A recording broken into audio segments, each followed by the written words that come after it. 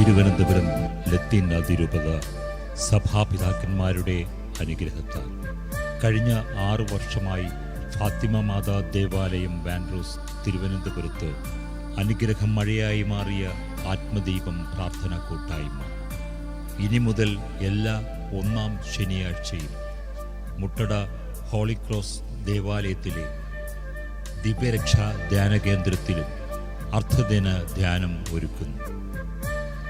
നിങ്ങളുടെ നിയോഗങ്ങൾ സമർപ്പിച്ച് പ്രാർത്ഥിക്കുന്നു. പ്രത്യേകിച്ച് വിവിധ പരീക്ഷകൾ എഴുതുന്ന മക്കളെ സമർപ്പിച്ച് പ്രാർത്ഥിക്കുന്നു. ദിവ്യബലി, ദിവ്യകാരുണ്യ ആരാധന, വചനപ്രഘോഷണം, ജപമാല സമർപ്പണം, കുംഭസാരം, സ്നേഹവിരുന്ന്. ഈ നോമ്പുകാലം ആത്മദീപം പ്രാർത്ഥന കൂട്ടായ്മയുടെ പ്രാർത്ഥനയിൽ പങ്കുചേരാം.